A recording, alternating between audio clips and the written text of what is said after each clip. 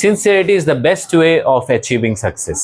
আমরা অ্যাচিভ মানে অর্জন করা জানি, সফলতা অর্জনের সবচেয়ে ভালো পথ হলো সিনসিয়ারিটি, সময়ানুবর্তিতা।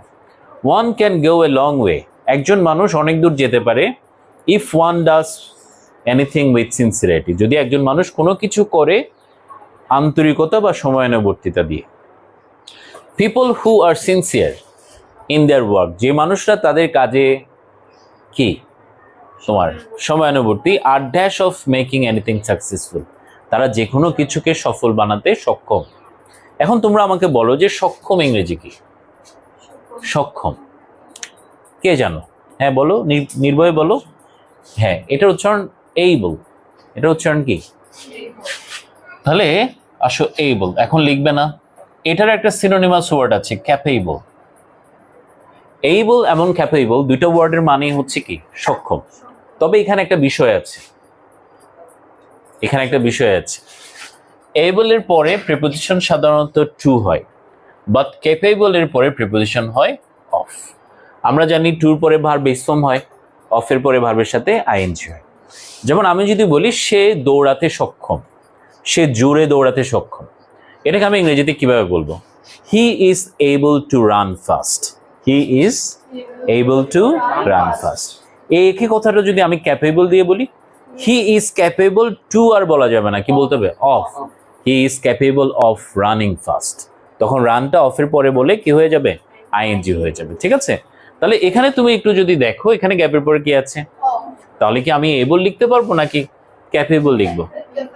ক্যাপেবল লিখবো। তাহলে এক নম্বর অ্যান্সারে আমরা কি লিখবো? ক্যাপেবল। ক্যাপেবল মানে কি? পাশে ছোট করে লিখে নেবা সক্ষম। ওকে মেয়েরা, নেক্সট আসো। The great man are also sincere, মহান ব্যক্তিরাও কি তোমার সময়ানুবর্তী, বিকজ দে ড্যাশ দ্যাট, কারণ তারা জানে। বলো তো জানা ইংরেজি বলো তো? নো। তাহলে দুই নম্বর গ্যাপে আমরা জানা অর্থে কি লিখবো? নো। দে নো দ্যাট, তারা জানে। সিনসিয়ারিটি ইজ দ্য, তাহলে সময়ানুবর্তিতা হলো ড্যাশ টু সাকসেস, সফলতার কি বলো তো? চাবিকাঠি। গুড। এবার চাবি ইংরেজি বলো। হ্যাঁ কি বলো? চাবি ইংরেজি কি? হ্যাঁ কি তো জিজ্ঞেস করছি, বলো না কি। ঠিক আছে, ওকে, KEY। তাহলে সিনসিয়ারিটি ইজ দ্য কি টু সাকসেস। তাহলে সময়ানুবর্তিতা হলো সফলতার চাবিকাঠি। একটু অফ করে দাও, এখানে রিফ্লেকশন আসে। এরপরে দেখো,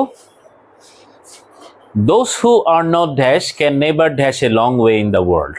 তুমি পুরো লাইনটাকে যদি অর্থ দাঁড় করাতে চাও লক করে দাও, নিচেরটা করো। দোজ হু ড্যাশ সিনসিয়ার, যারা সময়ানুবর্তী না, যারা সময়ানুবর্তী নয়, নট আছে না, তারা জীবনে বেশি দূর যেতে পারে না। রাইট? প্রথমে এখানে সময়ানুবর্তী হতে আমরা কি সম্পর্কে বলছি? সিনসিয়ারিটি সম্পর্কে পড়ছি না? তাহলে দোজ হু আর নট কি লিখবো? Sincere. Those who are not sincere can never, তারা যেতে পারে না। তাহলে যাওয়া অর্থে আমরা নেভারের পরে কি লিখবো মেয়েরা? যাওয়া ইংরেজি কি? গো। যাওয়া ইংরেজি কি? এখন গ্যাপের আগের ওয়ার্ডটা দেখো, শূন্যস্থানের আগে ক্যান আছে। ক্যানটা একটা মডেল ভার্ব না? এই যে can, could, may, might, should, would, could, এই মডেল ভার্বের পরে ভার্ব সবসময় বেস ফর্ম হয়। কি হয়? যদি পেসিভ না বোঝায়, তাহলে সেই অর্থে এখানে হবে can never go a long way in the world, তারা পৃথিবীতে বেশি দূর যেতে পারে না।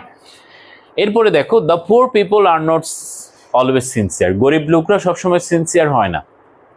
বিকজ, কারণ দে ডু নট, এটা একটু কারেকশন করে, এটা নট হবে, এই জায়গাটা একটু নট হবে, কারেকশন করে নাও। দে ডু নট নো, তারা জানে না। দ্য ড্যাশ অফ সিনসিয়ারিটি, তারা ড্যাশের গুরুত্ব জানে না। তাহলে আমরা বলতেছি সময়ানুবর্তীর কি জানে না? সময়ানুবর্তিতার গুরুত্ব জানে না, তাৎপর্য জানে না, মূল্য জানে না। প্রথমে তোমরা আমাকে বলো তো গুরুত্ব ইংরেজি কি? আচ্ছা, এখানে দেখো শূন্যস্থানের আগের ওয়ার্ডটা দেখো, দা। আমরা আর্টিকেলের পরে সাধারণত নাউন বসাই। কি বসাই? তোমরা এখানে দুটা ওয়ার্ড দেখো, একটু দুইটা ওয়ার্ড দেখো। একটা হচ্ছে ইম্পর্ট্যান্ট, আমরা জানি এটা মানে গুরুত্বপূর্ণ, এটা অ্যাডজেক্টিভ।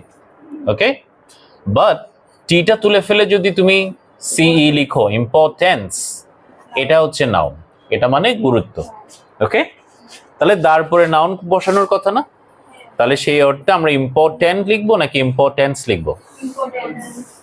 চাইলে ইম্পর্টেন্সের বিকল্প হিসেবে তোমরা মূল্য বলতে পারো, ভ্যালিউ। ঠিক আছে, the importance of sincerity or the value of sincerity. If they knew it, যদি তারা জানতো, they would dash a good use of it, তারা এটার ভালো ব্যবহার করতে পারত। এখন এই ফ্রেজটা একটু দেখো, কোনো কিছুর ভালো ব্যবহার করা, আমরা ফ্রেজটা মনে রাখতে পারি, make a good use of something. Make a good use of something, কোনো কিছুর ভালো মতো ব্যবহার করা। যেমন ধরো তোমাকে তোমার মা বা বাবা কিছু টাকা দিয়ে বলল, make a good use of ইট, এটার ভালো মতো ব্যবহার করো, মানে কোনো খারাপ কাজে ব্যয় করো না, ভালো ব্যবহার করো। তাহলে ভালো ব্যবহার করো ইংরেজি কি? মেক আ, বলো, পুরোটা বলতে হবে, মেক আ, কথা বলো, make a good use of ইট। ঠিক আছে, make a good use of the money, make a good use of your time, তোমার সময়কে ভালো ব্যবহার করো। ঠিক আছে, তাহলে সেই অর্থে এখানে আমরা ভার্বটা কি লিখবো? মেক, তাই না? তারপর আসো সিনসিয়ারিটি। এখানে বলছে সিনসিয়ারিটি মিনস, সহানুভূতিতার অর্থ হলো not only to do work, শুধুমাত্র কাজ করা নয়। এই ওয়ার্ডটা একটা ভার্ব, রাইট? ভার্বের পরের ওয়ার্ডটা অ্যাডভার্ব হয়, কি হয়? অ্যাডভার্ব। তাহলে কিভাবে কাজ করা নয়? তুমি বলতে পারো যথাযথভাবে কাজ করা নয়। তোমরা কি যথাযথভাবে ইংরেজি জানো? যথাযথভাবে, প্রপারলি, প্রপারলি। ওকে, যথাযথভাবে কাজ করাই নয়, বাট অলসো উইথ ডিউটিফুলনেস, কি নিয়ে? দায়িত্ব নিয়ে, অনেস্টি, সততা নিয়ে, মডেস্টি, ভদ্রতা নিয়ে, অ্যান্ড গুড বিহেভিয়ার, ভালো আচরণ নিয়ে কাজ করাই হচ্ছে সিনসিয়ারিটি। আমরা কি বুঝছি? ইফ, এটা ইফ হবে, এখানে একটু কারেকশন করো, ইফ, ইট হয়ে গেছে if. If all of us dash sincere, our country will dash be prosperous. এখানে বলছে যদি আমরা সবাই সময়ানুবর্তী হই, আমাদের দেশ অবশ্যই উন্নতি করবে। কথাটা এরকম না, নিশ্চিতভাবে উন্নতি করবে। আচ্ছা, তোমরা কি জানো হওয়া ইংরেজি কি? হওয়া, বিকাম, হওয়া ইংরেজি কি? বিকাম অথবা বি। তাহলে তুমি এখানে বিকাম লিখতে পারো হওয়া অর্থে, বিকাম। ওকে, অথবা তুমি যদি টু বি ভার্ব লিখো, তাহলে সেই অর্থে তোমাকে আগে সাবজেক্ট দেখতে হবে, আস, প্লুরাল না? তাহলে প্লুরালের জন্য টু বি ভার্ব হবে আর, প্লুরালের জন্য টু বি ভার্ব কি হবে? আর। তাহলে if all of us become sincere, are sincere, যেহেতু পরে উইল আছে, এটা ফার্স্ট কন্ডিশনাল, প্রথম ক্লজটা প্রেজেন্ট ফর্মেই হবে। তাহলে if all of us are sincere, our country will dash be prosperous, আমাদের দেশ নিশ্চিতভাবে সমৃদ্ধ হবে। এখন তোমরা কি নিশ্চিত ইংরেজি জানো? নিশ্চিত। সার্টেইন, যেমন কি কি ওয়ার্ড আছে আমি তোমাদেরকে আগে বলি। সার্টেইন, রাইট, এটা মানে নিশ্চিত। ডেফিনিট, এটা মানেও নিশ্চিত বা নির্দিষ্ট। অথবা খুব বেসিক ওয়ার্ড, এটা কেন তোমরা বলতে পারছো না? এটা কি? শিওর, এটা কি? তাহলে এগুলা নিশ্চিত বুঝায়, তুমি নিশ্চিতভাবে বলবা, কি বলবা? ইন দ্যাট কেস তোমাকে একটা এলওয়াই যোগ করতে হবে সবগুলোতে, LY, certainly, definitely or surely. ঠিক আছে, তোমরা কি বুঝতে পারছো মেয়েরা? অনেক উদাসীনতা তোমার চোখে, ক্লান্তি।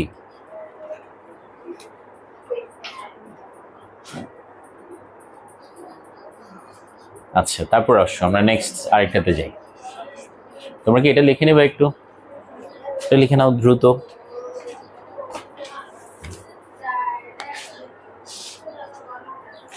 এগুলা পড়ার মাধ্যমে ওই যে এখান থেকে বেরোনো, যে ওখানে ছোট ছোট ওয়ার্ডগুলো বেরোচ্ছে, ফ্রেজ, ইডিয়মসগুলো তোমরা জানছো, ছোট ছোট গ্রামারের রুলস তোমরা জানছো, এগুলাই হচ্ছে তোমার, এগুলো মনে রাখতে পারলেই সামনের গুলো তুমি পারবা। কিন্তু এগুলো যদি তুমি মনে রাখার মতো চিন্তা না করো, তুমি যদি শুধু মনে করো যে এটা আসলে আমি এতে এটা দিব, বিতে এই ওয়ার্ডটা দিব, সিতে এই ওয়ার্ডটা দিব, এভাবে বললে ওটা শেখা হবে না। তোমাকে ভাষা শিখতে মনোযোগী হতে হবে। শব্দ শিখতে মনোযোগী হতে হবে, তখনই তুমি পারবা।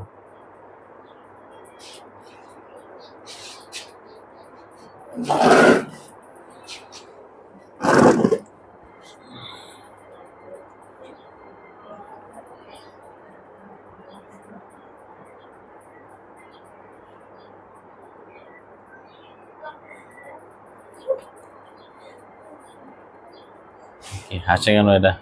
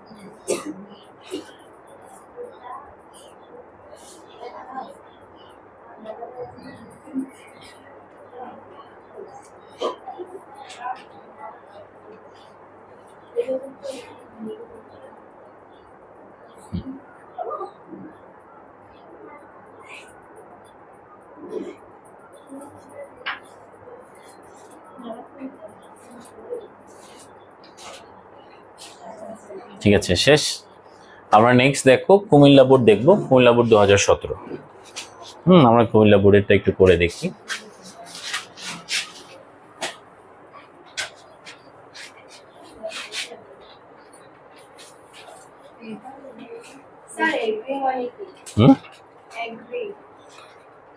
রাজি হওয়া, মতের মিল হওয়া।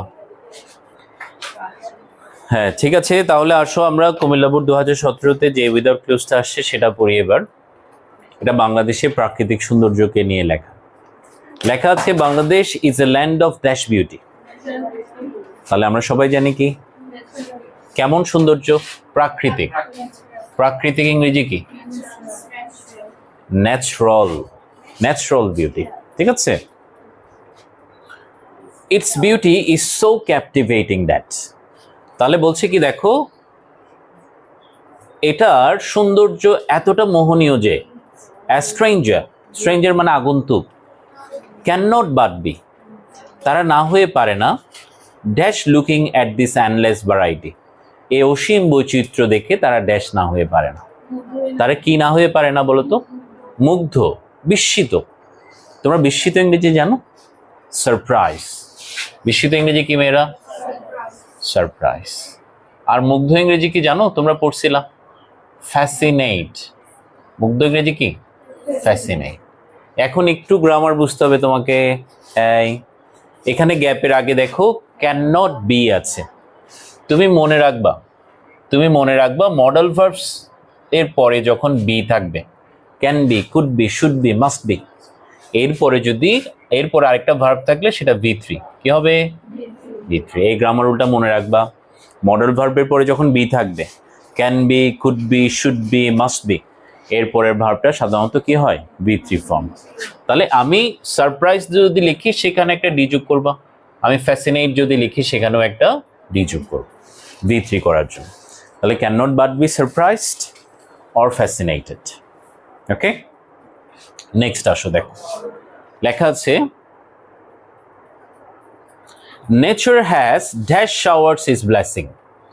বলছে প্রকৃতি বর্ষণ করেছে ড্যাশ আশীর্বাদ অন দিস কান্ট্রি, এই দেশের উপর প্রকৃতি ড্যাশ আশীর্বাদ বর্ষণ করেছে। বলতো কিভাবে আশীর্বাদ বর্ষণ করছে? কিভাবে? আমরা বলবো উদারভাবে। আমরা কিভাবে বলবো? তোমরা কি উদার ইংরেজি জানো? জানবা কিভাবে? তোমরা তো উদার না, তোমরা তো সংকীর্ণ, এই জন্য জানো না। আর দেখো উদার ইংরেজি শিখে রাখো। জেনারাস। দেখো জেনারাস মানে কি? উদার। আমি যদি বলি he is a generous person, he is a generous person, এই জেনারাস মানে উদার, যার মন বড়, রাইট? তোমরা তো না, তাহলে উদার ভাবে যদি বলি জেনারাসলি। ওকে, তাহলে নেচার হ্যাজ জেনারাসলি শাওয়ার্ড, বর্ষণ করেছে, ইটস ব্লেসিং, এটার আশীর্বাদ, অন দিস কান্ট্রি, এ দেশের উপর। দ্য রিভার্স, নদীগুলো, হিলস, পাহাড়, ফরেস্ট, বন, আর রিচ সমৃদ্ধ, ইন ন্যাচারাল ড্যাশ প্রাকৃতিক কিসে সমৃদ্ধ বলো তো? আমাদের পাহাড় নদী বন এগুলো প্রাকৃতিক কিসে সমৃদ্ধ? সৌন্দর্যে নাকি প্রাকৃতিক সম্পদে? সম্পদে। এখন সম্পদ ইংরেজি কি তোমরা জানো? ওয়েলথ? নো। প্রাকৃতিক সম্পদের জন্য যে শব্দটা আমরা ইউজ করি সেটা হচ্ছে রিসোর্স।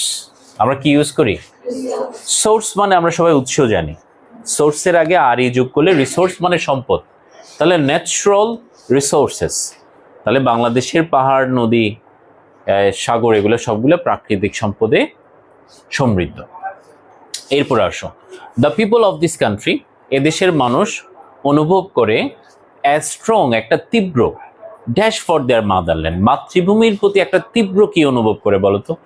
তীব্র টান অথবা ভালোবাসা। এখন ভালোবাসা ইংরেজি বলো? লাভ। তাহলে a great love for a strong love for their country। আর আকর্ষণ যদি টান যদি বলো অ্যাট্রাকশন বলতে পারো, চাইলে কি বলতে পারো? অ্যাট্রাকশন। এরপর আসো, দে লাভ দেয়ার মাদারল্যান্ড তারা তাদের মাতৃভূমিকে ভালোবাসে from the dash of heart হৃদয়ের কি থেকে? গভীর থেকে, অন্তঃস্থল থেকে। এই যে গভীর অন্তঃস্থল এটাকে ইংরেজিতে বলে কোর। কি বলে? অথবা তুমি যদি গভীর বলো তাহলে নাউন লিখতে হবে ডেপথ। ডেপথ মানে গভীরতা, এখানে দাঁড় পড়ে তোমাকে নাউন লিখতে হবে। From the depth of heart are from the core of heart, এই ফ্রেজাল ভার্বগুলো মনে রাখবা। From the depth of heart are from the core of heart. যেমন ধরো আমি তাকে মন থেকে ঘৃণা করি, মনের গভীর থেকে ঘৃণা করি। এবার যদি তুমি ইংরেজিতে বলো I hate him from the core of my heart, from the depth of my heart, বলো। আচ্ছা, তারপর আসো, they work hard to dash its economic condition. তাহলে আমাদের দেশের মানুষরা পরিশ্রম করে এ দেশের অর্থনৈতিক অবস্থা কি করতে? উন্নত করতে। তোমরা কি উন্নত করা ইংরেজি জানো? ডেভেলপ। ডেভেলপ লিখতে পারো অথবা আপলিফট লিখতে পারো। আপলিফট মানে উন্নত করা। ইমপ্রুভ লিখতে পারো চাইলে, কি লিখতে পারো? ইমপ্রুভ। এখানে টু আছে বলে টুর পরে ভার্বের বেস ফর্ম বসবে, ঠিক আছে? তারপর আসো, most of them toil hard. এই টয়েল হার্ড মানে হচ্ছে ওয়ার্ক হার্ড, পরিশ্রম করা। তাদের অনেকেই পরিশ্রম করে ফ্রম ডন ভোরবেলা থেকে টু ডাক্স সন্ধ্যাবেলা, সকাল থেকে সন্ধ্যা পরিশ্রম করে, টু অ্যাক্সেলারেট ত্বরান্বিত করতে, দ্য পেস। এই পেস কথাটার মানে হচ্ছে গতি। কিসের গতি? উন্নয়নের গতি। তোমরা কি উন্নয়ন ইংরেজি জানো? পরের ওয়ার্ডটাতে লেখা আছে দেখো, প্রোগ্রেস, ডেভেলপমেন্ট, অ্যাডভান্সমেন্ট, এগুলো মানে কি? উন্নতি। তাহলে আমি প্রোগ্রেস ওয়ার্ডটা লিখছি। প্রোগ্রেস মানে কি? উন্নতি। প্রসপারিটি লিখতে পারো, সমৃদ্ধি। এরপরে দেখো, the progress of this country lies in the dash of common people. এদেশের মানুষের উন্নতি নির্ভর করে সাধারণ মানুষের কিসের উপর? সাধারণ মানুষের কিসে নির্ভর করে? চেষ্টায়, কাজে, হাতে। এই কথাগুলো বলতে পারি না। প্রথমত আসো, চেষ্টা ইংরেজি কি? চেষ্টা ইংরেজি হচ্ছে এফর্ট। একটা ইংরেজি কি? এফর্ট। তাহলে in the effort of common people, সাধারণ মানুষের চেষ্টায়। চাইলে প্লুরাল লিখতে পারো, এফর্টস। এরপর দেখো, they are the dash of beautiful and prosperous Bangladesh. তাহলে সাধারণ মানুষরাই হচ্ছে একটা সুখী, একটা সুন্দর এবং সমৃদ্ধ বাংলাদেশের কি? নির্মাতা বা কারিগর। বলো, নির্মাতা ইংরেজি কি? তোমরা নির্মাণ ইংরেজি জানো? বিল্ড। নির্মাণ করা ইংরেজি কি? যে তৈরি করে সে হচ্ছে বিল্ডার। সে কি? চাইলে তুমি মেকার লিখতে পারো। আর তুমি যেটা বলতে চাচ্ছ সেটা হচ্ছে আর্কিটেক্ট। আর্কিটেক্ট মানে হচ্ছে যিনি করেন তিনি আর্কিটেক্ট। আর্কিটেকচার মানে স্থাপত্যবিদ্যা। ঠিক আছে, আমরা কি এটা বুঝছি মেয়েরা? তারপর আসো নেক্সট, এটা হচ্ছে চট্টগ্রাম বোর্ড। এটা কি কোন বোর্ড? চট্টগ্রাম বোর্ড।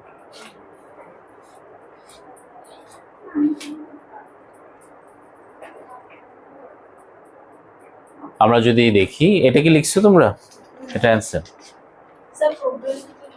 উন্নয়ন, উন্নতি।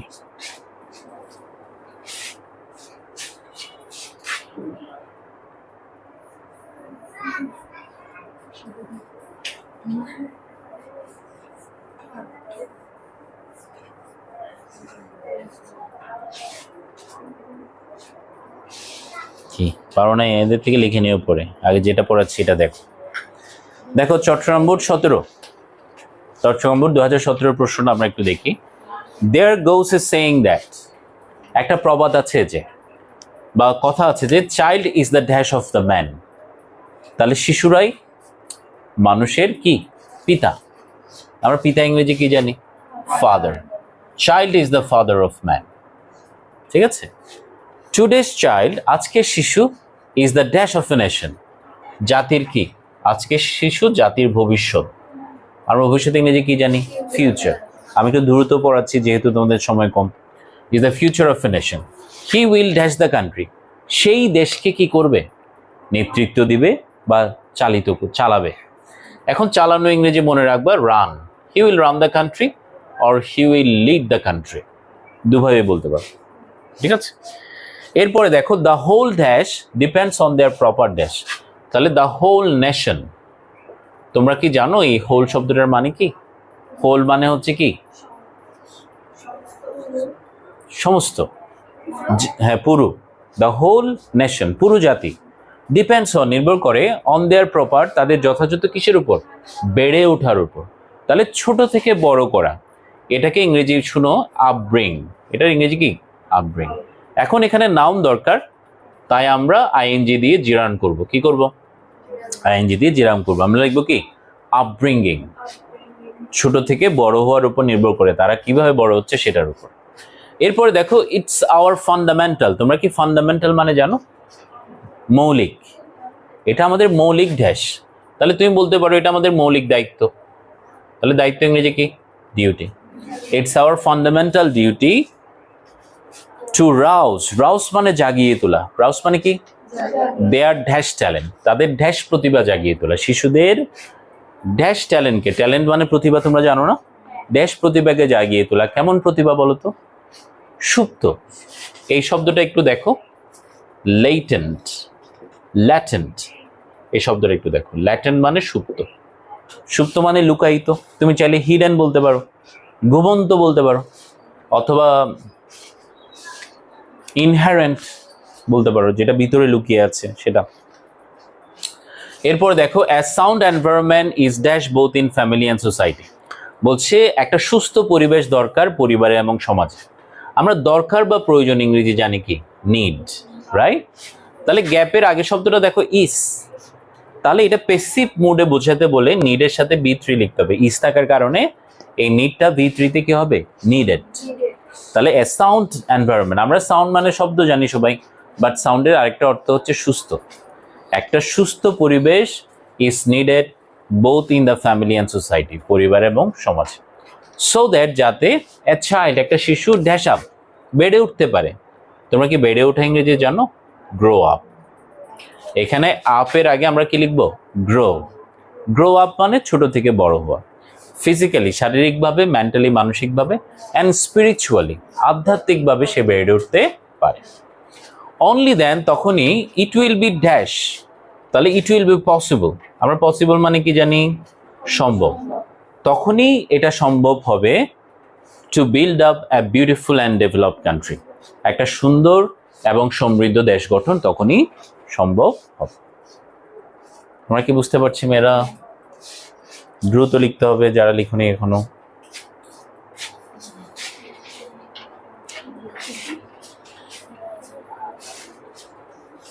আর দুইটা আছে মাত্র, আমরা কি শেষ করে দেব?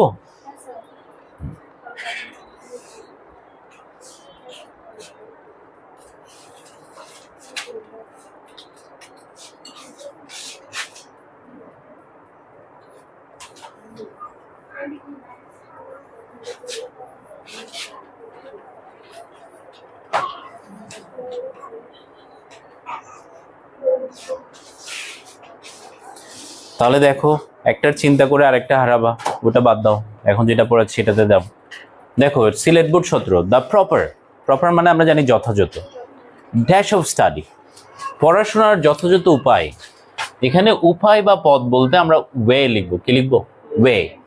The proper way of study involves, সেটার সাথে কি জড়িত দেখো? রেগুলার অ্যান্ড প্রপার আন্ডারস্ট্যান্ডিং, নিয়মিত এবং যথাযথভাবে বোঝা। In order to dash the best benefit from study, পড়াশোনা থেকে সবচেয়ে ভালো ফলাফল পেতে আমরা পাওয়া বা অর্জন করা ইংরেজি জানি গেইন। কি জানি? তাহলে টুর পরে ভার্বের বেস ফর্ম হয়। In order to gain the best benefit from the study, পড়াশোনা থেকে সবচেয়ে ভালো সুফল পেতে উই শুড রিড, আমাদের পড়াশোনা করা উচিত ইন্টেলিজেন্টলি, একটু বুদ্ধিমত্তার সাথে। এবং আর কিভাবে পড়াশোনা করা উচিত? মনোযোগীভাবে। কিভাবে? তোমরা কি মনোযোগী ইংরেজি জানো? অ্যাটেনটিভ। তাহলে ভাবে বললে অ্যাটেনটিভলি। আমরা কি বুঝতে পারছি? অ্যাটেনটিভলি। নেক্সট দেখো,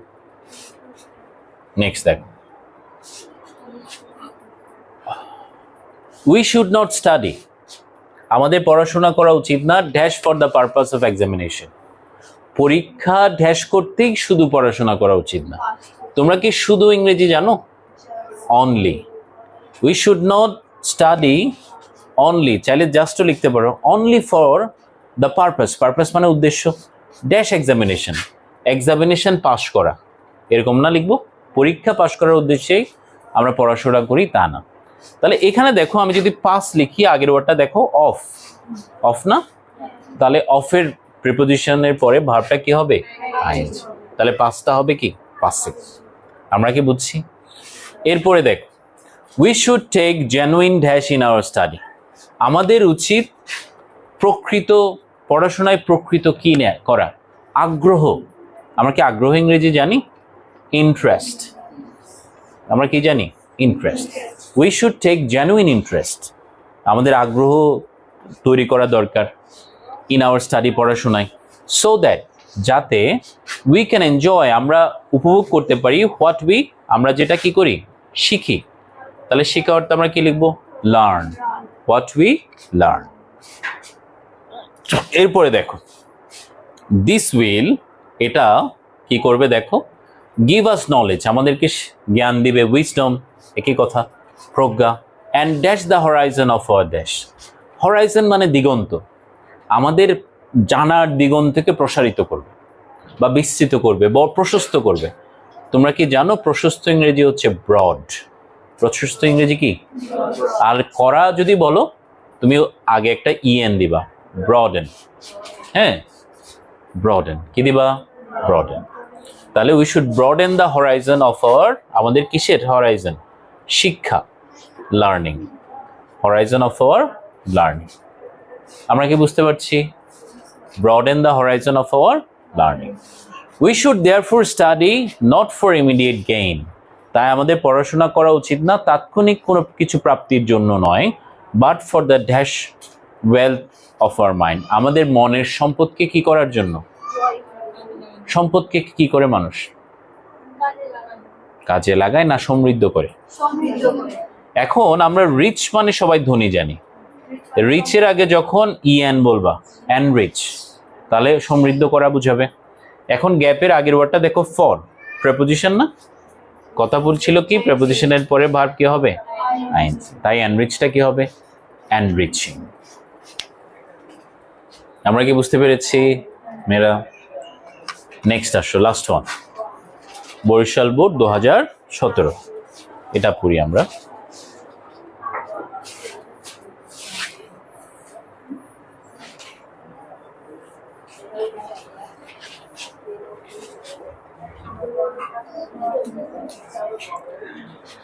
লেখা আছে দেখো,